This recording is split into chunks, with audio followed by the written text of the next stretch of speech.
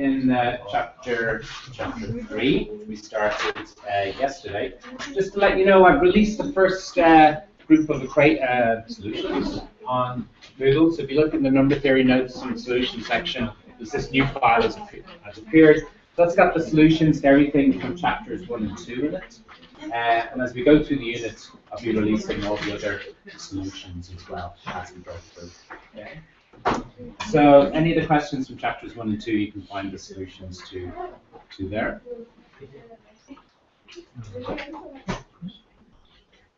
So chapter 3 on prime numbers. So first of all, I just want to give an opportunity for any questions that anybody had arising out of last time.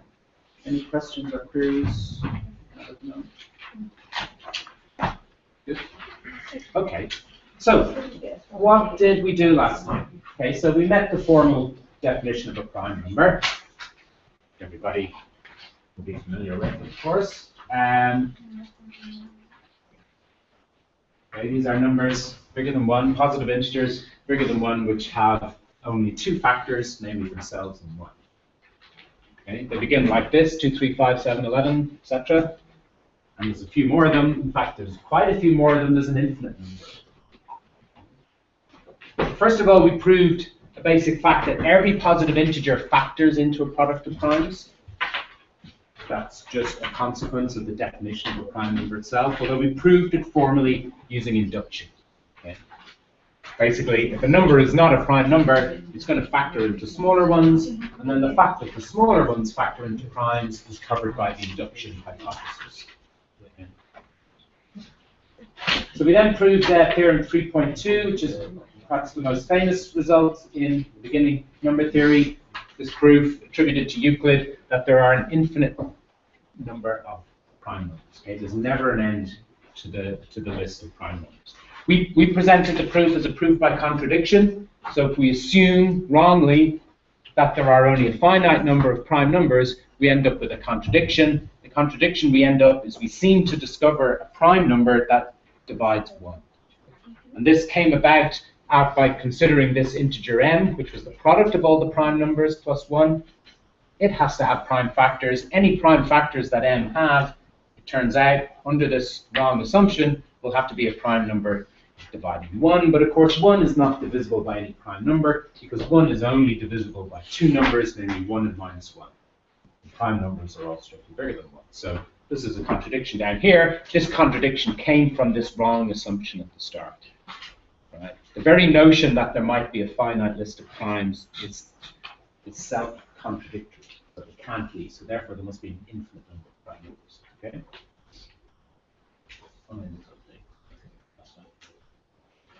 Okay. Now, this first theorem we proved, we were very careful to leave out an important word here. Okay. We proved that every integer factors into a product of primes. Actually, it's true that every integer factors uniquely into a product of primes. There is really only one way to express an integer as a product of prime numbers. Now that wasn't covered in the proof of this theorem. Okay. Now of course when you investigate small examples, it quickly becomes obvious that, and there's a small example, I think 495 or something. So 495 is 9 by 25 by 11. Is that right? Sorry, 9 by 5 by 11. 9 by 5 by 11. So this is the prime factorization of 495. Try as you might, you will never find another way to write it as a product of primes. Okay, you might change the order in which you write these primes down, but there will always be 2 3s, a 5, and an 11. Those are the only ones that appear. But there's nothing in our proof of Theorem 1 that says there has to be one and only one way. Okay, because this first act of taking our number k and factorizing it as a product k1 times k2, there will be a number of ways to do that. Okay? So producing prime factorizations, and we showed yesterday how you might produce them by a factoring tree. Well, there's a number of different ways to branch the tree at any particular point. So the question is, how do we know that we always get the same list of primes at the end? This aspect is further emphasized by the existence of some other number-like systems which don't have unique factorization. So for instance, there's this object written as z I root 5. So this is a kind of more abstract number theorem, number system. And it's called adjoining the imaginary number, the square root of root 5 times I, adjoining this imaginary number to the integers. Formally, this system consists of every complex number you can make from a real integer and the imaginary number I root 5. Okay? Now, the only reason I'm showing you this, and we're not going to investigate these things in detail, but it's just to show you that there do exist systems where you don't have unique factorization. In this system, the number 6, which is a member of this system with a equals 6, b equals 0, the number 6 can be factorized into primes as 2 times 3, but also factorized into a product of another two elements from this set, 1 plus I root 5 and 1 minus I root 5. Now these two numbers are prime in the sense that they can't be factorized anymore within this system. So in this alternative number system, there do exist numbers which have more than one prime factorization, more than one decomposition into primes. So uniqueness of prime factorization is not a kind of universal quality that holds in all algebraic systems. So that raises the question of, does it hold in the integers? Okay. Well, it does. Okay.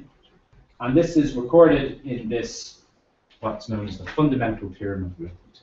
Okay. So this is quite important. It's got the word fundamental in it.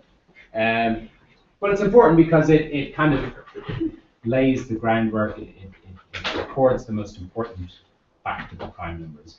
It's often said, well, the prime numbers are the building blocks of all our numbers, or all our counting numbers. Well, this is the sense in which they mean that. Okay. So every integer, well, what it says is every integer can be written as a product of prime numbers, and more importantly, that this factorization is unique up to the order in which the primes are written down. So we might factorize 495 and mix up the order here, but it can only be done with 2 3s, a 5, and an 11. Okay? And the fundamental theorem of arithmetic says that this is so for every integer. So the way the prime factorization is written down here, we have primes P1, P2 up to PR. So these are meant to be distinct prime numbers. Sorry about that. These are meant to be distinct prime numbers, and the alpha I, the alpha 1, the alpha 2 are the exponents. So here you've got an alpha which is 2, and then the other two cases you've got the alphas are both 1. Okay, so how is this proved? We've already proved the existence part. That was theorem 3.1, that every integer can be written as a product of primes. We now have to prove the uniqueness part. Okay? And it's proved in 2 steps. The first step is an instance of something we've already seen in the exercises, but we may as well, since it's so crucial and so important, we're going to represent it here. So this is lemma 3.4.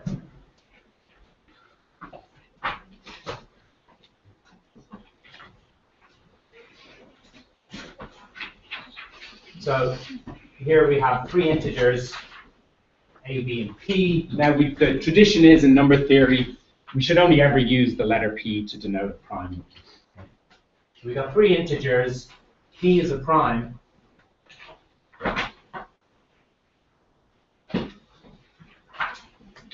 And Euclid's lemma is this result, that if a prime divides a product of numbers, it must divide at least one of the factors.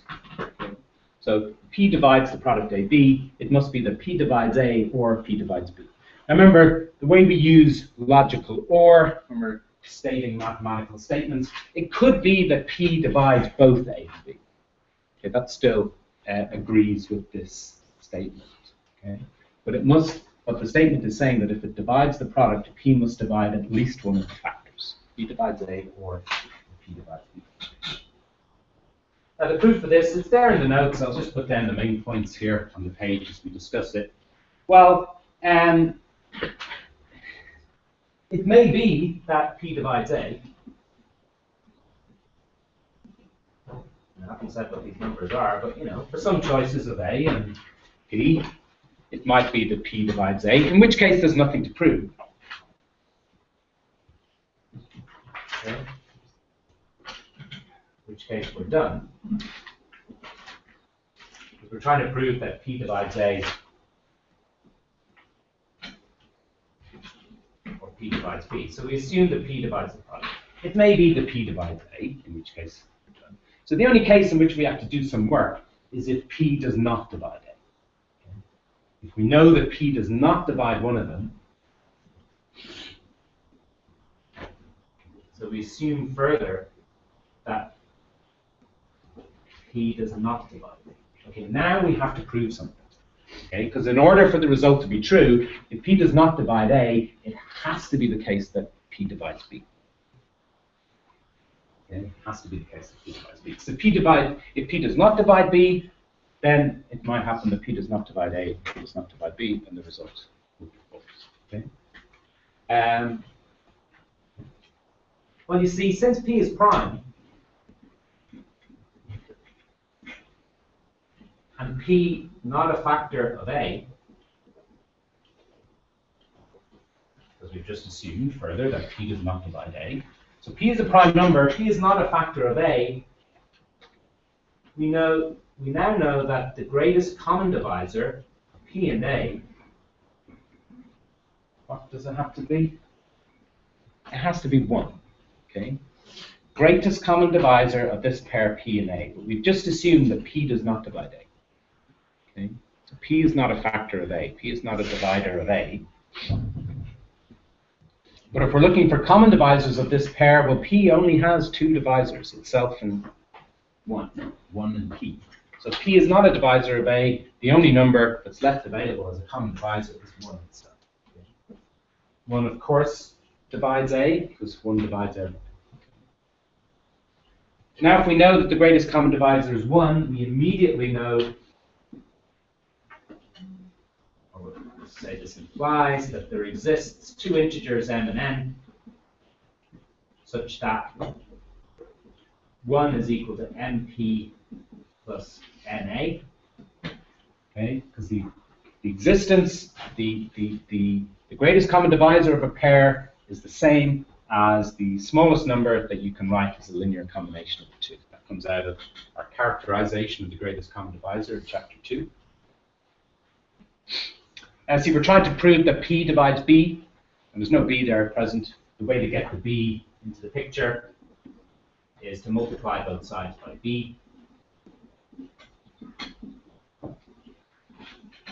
And after we multiply both sides by B, we've got B on the left-hand side here. And on the right-hand side, well, we know P is a factor of this term. But of course, we also know that P is a factor of A times B. And here you see A times B. So P is a factor of both of these 2 terms. So when you add them together, P is a factor of them both. Okay. So this implies that P divides B, since P divides both factors, both terms of the sum.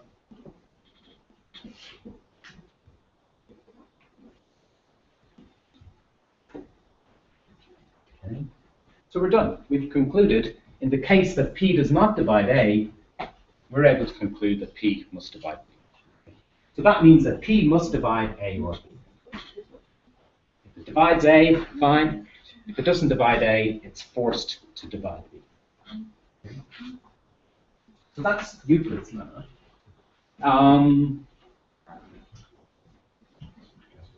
Any questions about it? Any points about it you'd like me to clarify? Or yes, questions? I think so we're just forcing B to come to the one side. Yeah. Can you appreciate the last step, that we see now that P has to divide B? Because this thing is a multiple of P, because you see P here is a factor, and AB is a multiple of P, because we've assumed that at the top. Okay, so P divides this part and P divides that part. When you add them together, P divides the sum. That's one of the basic properties of divisibility. You've got a number, namely P, that divides this, and it also divides that. It also divides their sum. And look at where the conclusion comes from. The conclusion comes from, okay, from this, but where did this come from? This came from the existence of this equation. The existence of this equation came from the fact that the GCD of P enables 1. And that came from the fact that P did not divide A. So if P happens to not divide A, it's a consequence of that is that P has to divide B. So then we know that P divides A or P divides B. Okay.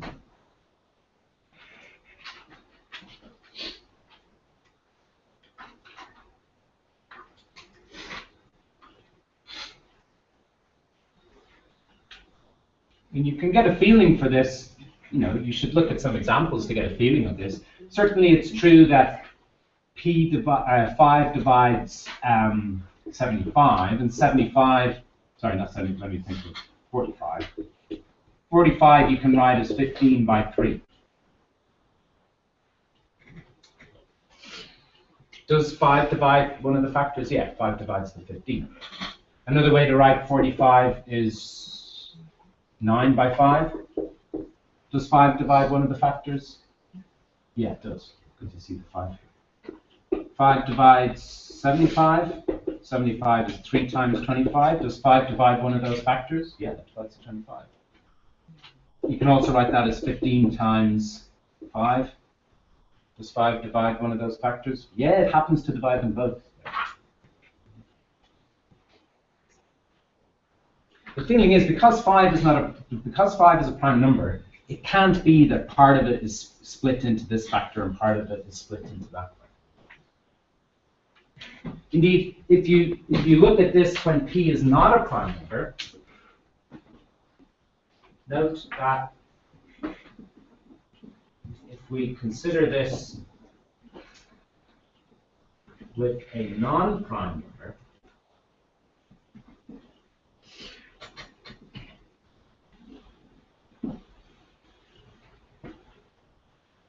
so let's think of 6 dividing 90. 6 does divide 90. Now, but if you look at some of the ways of writing 90, 3 times 13. Okay, that doesn't quite show contradiction because 6 does divide 13. But 90 can also be written as 2 times 45. Now, does 6 divide 2 or 45? No, the answer is no in both cases. 6 does not divide 2 and 6 does not divide 45, even though 6 divides their product. Of course, sorry. Yeah, because 2 and 3 divide. Yeah, you see, because 6 is not a prime number, exactly as you spotted, the reason it's dividing the product is because part of the 6 is in here and the other part of it is in there. The 2 is here and the 3 is in there. But of course, you can't split up a prime number like that because prime numbers are numbers that you can't split up as products in a non-trivial way as products of 2 simpler numbers. Okay? So the 5 can never be split up between the 2 factors, so it must always be wholly contained in at least one of the factors. Okay? But with a composite number, sometimes it might be wholly contained in one of the factors that you decompose the 90 as, but you can arrange it. If it's a composite number, you can arrange that part of it is in one number and the other part of it is in the other number, so it's not dividing either of the factors. Okay. A corollary to that lemma is that it also extends to products of more than 2. Okay. So this can be generalized. So the point about this example, but 6 is not dividing 2 and 6 is not dividing 45. Point about that example.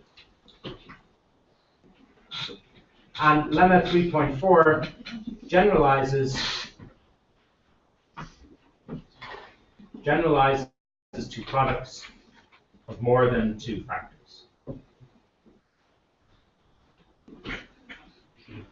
So if P divides a product of any number of factors, prime number divides a product of factors, it must divide at least one of the factors. Okay? So that's there as the corollary after lemma 3.2. We can now give the proof of the fundamental theorem of arithmetic. We've already proved the existence part. Every integer factorizes into the product of primes.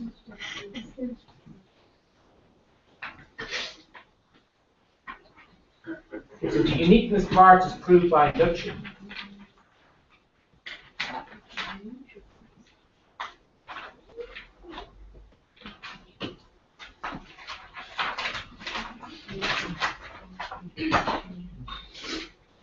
Okay. So we let n be an integer, a positive integer. We assume the result is true. Uniqueness of factorization. We assume that uniqueness of factorization is true for all k strictly less than n. Okay. So this is an example of general induction, where the induction hypothesis is that the result is true for everything less than the number we're focusing. Okay. And then what we do is we consider two different, supposedly different prime factorizations of n.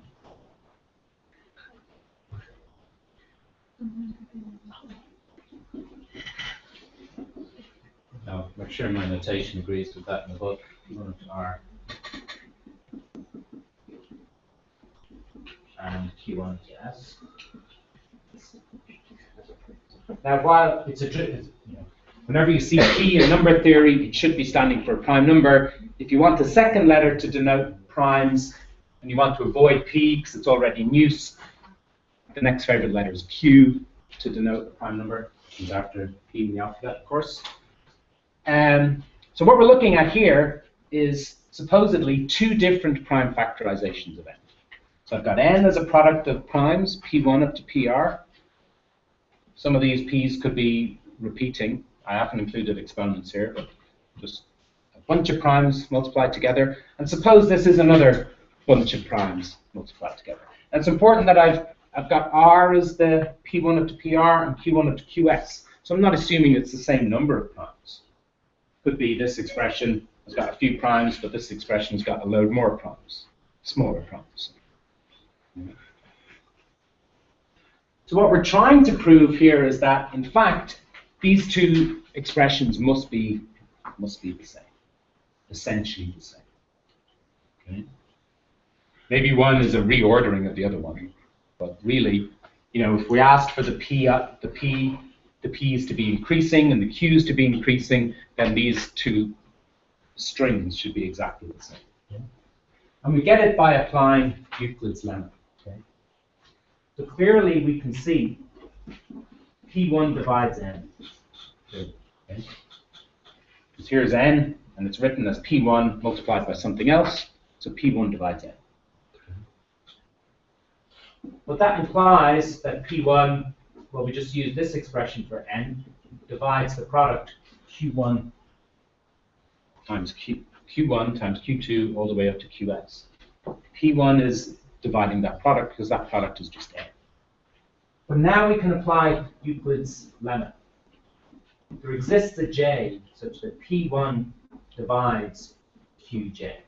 And that j is one of the indices between 1 and s. Okay? So Euclid's lemma says if you've got a prime number dividing a product of integers, it must divide at least one of the integers. So there must be at least one of these q's such that P1 divides it. So that's by Euclid's lemma.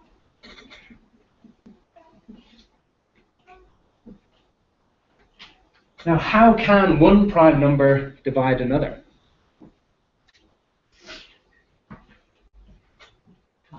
You're shaking your head. Can't? They have to do the same. Yeah, you have to do the sime. Okay, you were thinking, how can one prime number divide a different one? Yeah, it can't divide a different one. The only case that you can have one prime number, one prime dividing another, is if the two primes are the same. Because by definition, a prime number is one that cannot be divided by anything except for itself and 1. And this is certainly not 1, because we're assuming that it's a prime number.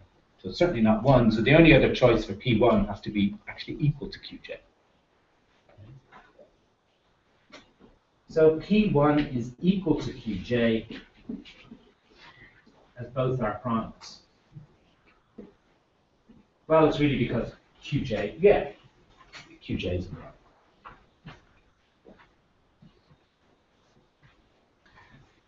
Now here's a favorite trick of mathematicians. Although, you know, I wrote down this product of primes, and although all I know is that there's some Qj, one of these here that's divisible with that thing, actually I can, if need be, I can just take that Qj and move it to the front, relabel it as Q1. So what we like to say is without loss of generality,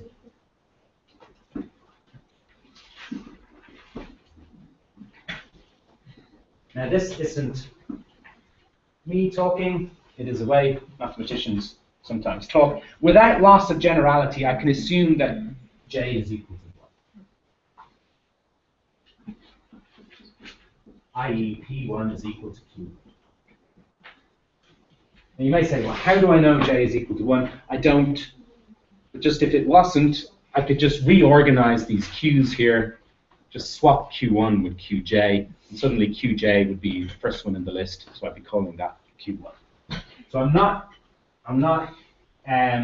losing it. I'm not losing any generality by assuming J is equal to 1. And the reason I do that is just to make the notation nice, because that implies then that n divided by P1, which is an integer, P1 divides n, this integer n divided by P1 I can write as P2, the product of P2 up to PR. I can also write it as the product Q2 up to QS. Okay, so I just cancel the P1 from both sides. Of course, the P1 is equal to Q1, so I can cancel the P1 from this left-hand side and cancel the Q1 from there. So I guess this integer is equal to the product of these two. But of course, this is an integer that's covered by the induction hypothesis, because this is an integer strictly less than n. N over P1 is strictly less than n, and so n over P1 factorizes uniquely.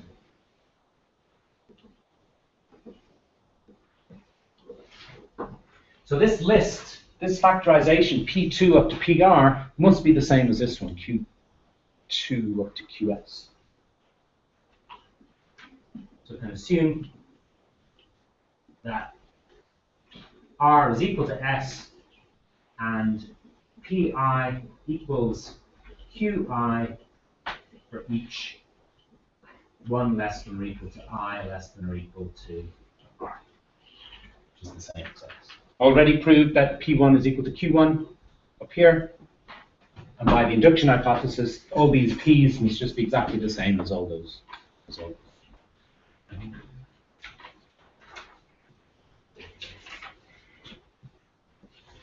this proves the result by induction.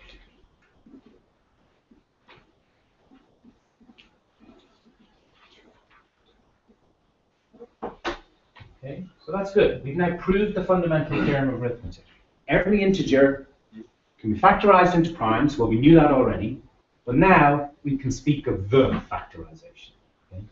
There's essentially only one factorization.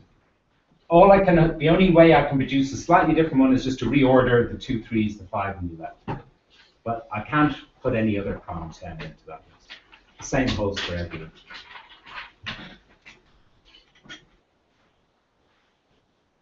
Okay, anything I could clear up about the proof or clarify for you?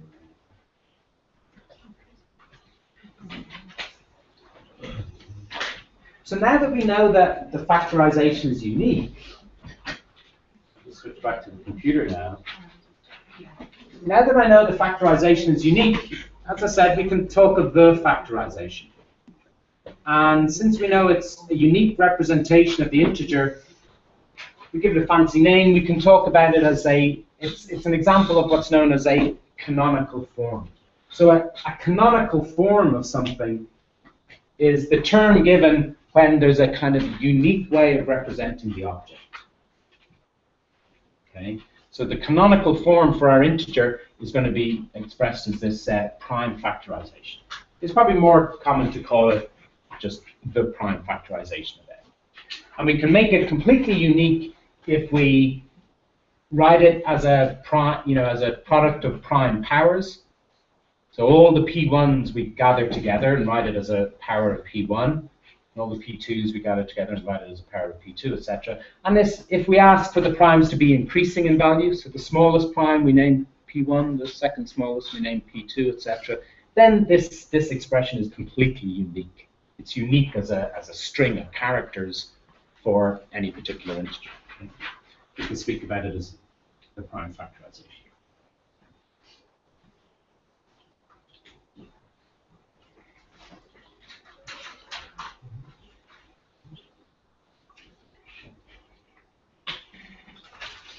Okay.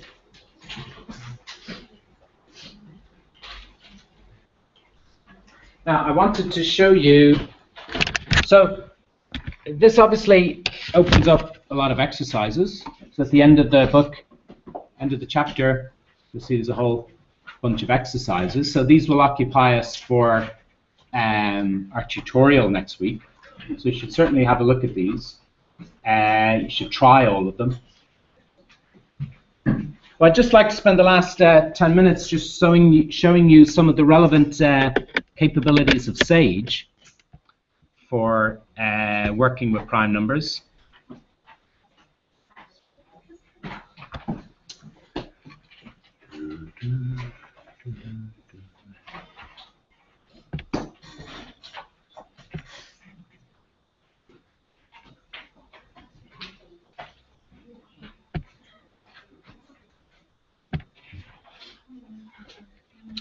So I'll get you something a bit more interesting than that in a moment. There we go.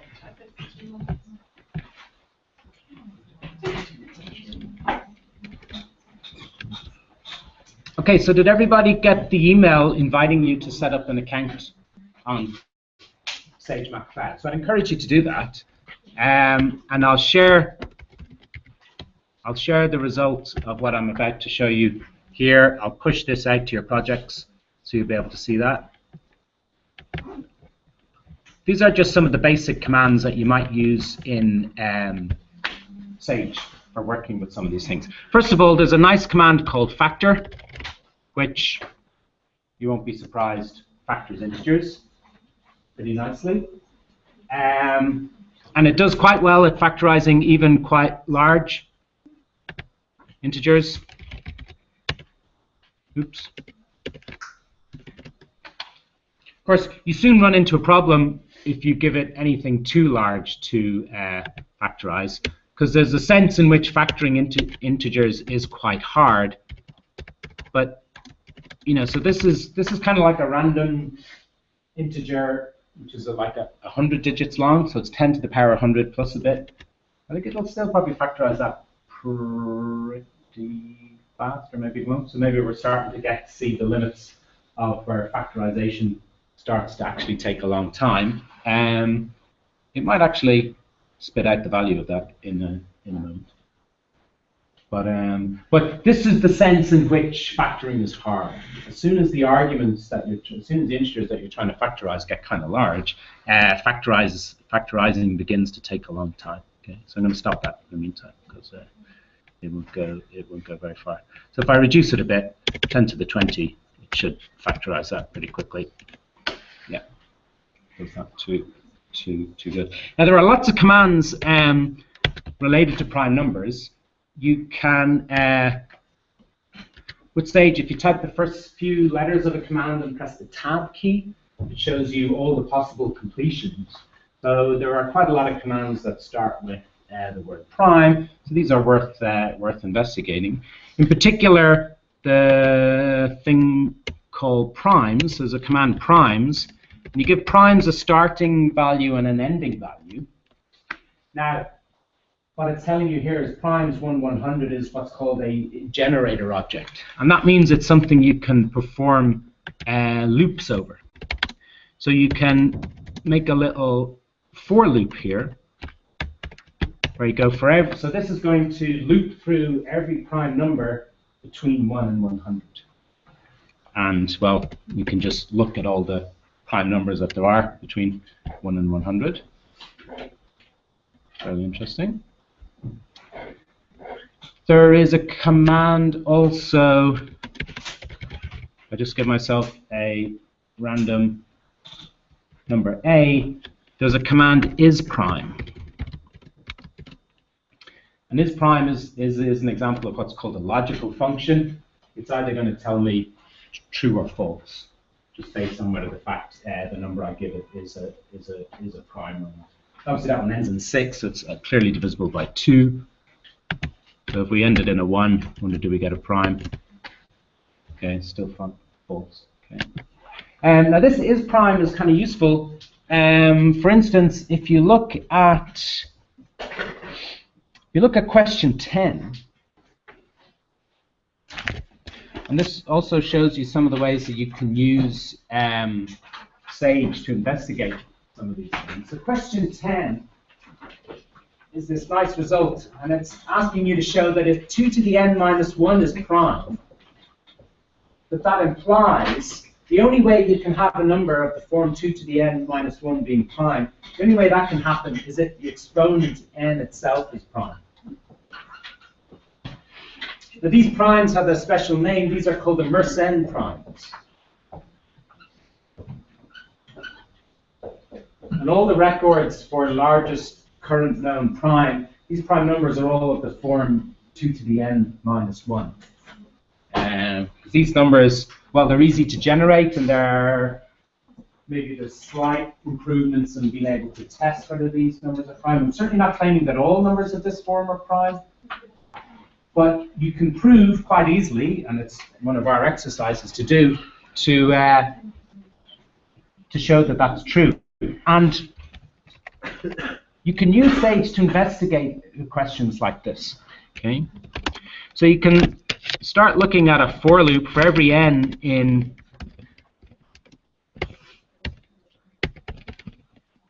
let's say we look at all the n's between 1 and 1,000. Oh no, that's maybe a bit too high. 1 and 100. We consider this number a equal to 2 to the n minus 1. And then if is prime a, I'm doing an if statement based on if this number 2 to the n minus 1 is prime, then I'm going to do something. Then I'm going to factorize the current value of n. So what this will do is every time it encounters a number of the form 2 to the n minus 1, which is a prime number, every time it encounters a number 2 to the n minus 1, which is prime, it'll print out the factorization of n. Now, if this result is true, we should only ever encounter prime numbers n here. So the factorization of n should just be n itself as a prime number. So I can test this out. Remember, these numbers that are being outputted here are the output of this command, factor n. The general type of thing you'd expect to see here is a product of different prime numbers. Okay? But it's only ever outputting a single number. And by inspection, we can confirm that each of these is a prime number. Okay? But this isn't proving that statement, but it's confirming it with a bunch of examples. Okay? We could go even higher. We could maybe go for the first, testing the first 1,000 n. And of course, some of these numbers, 2 to the n minus 1, some of these numbers are getting quite big. But all of if any of these numbers were not prime, the command factor n would show me their factorization. But because it's just a single number sitting on each line, it confirms that each of them is prime. Okay.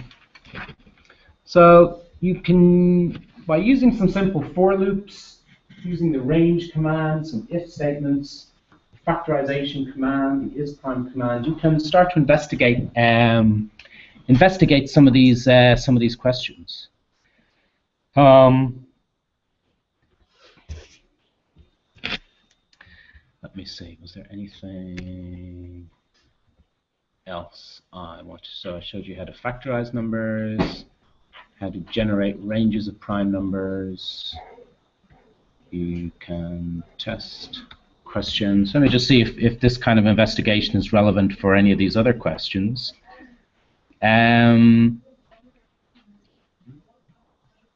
Okay, so question 9 there asks you to investigate the number n to the power of 4 plus 4. And the question says, is n to the power of 4 plus 4 ever a prime? So it's a pretty open-ended question. But you could at least investigate this somewhat. We could loop through every value of n, and we could try factorizing n to the power 4 plus 4.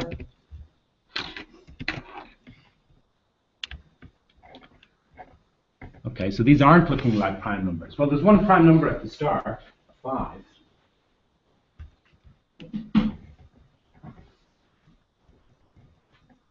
But for every result thereafter, it seems to be that n to the power of 4 plus 4 doesn't ever seem to be a prime number.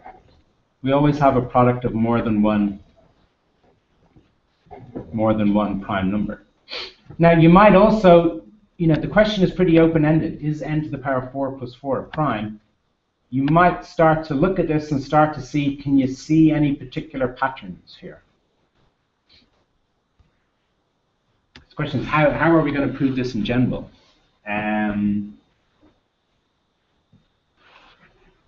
I don't think that there's a factorize. I don't think the polynomial factorizes. So you can try factorizing x to the power of 4 plus 4.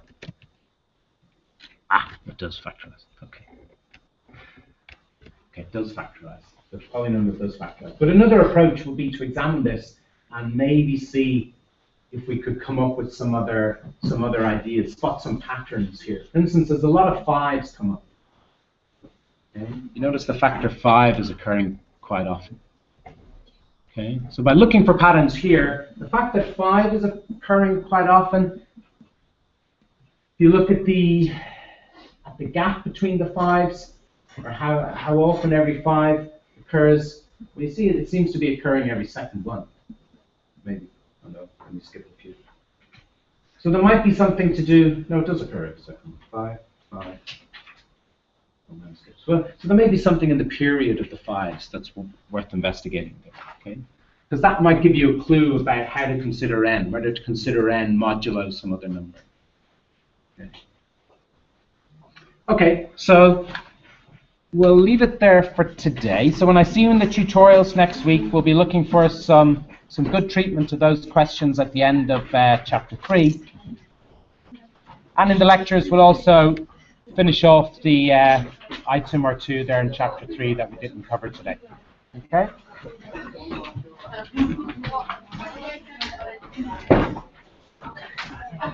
Okay.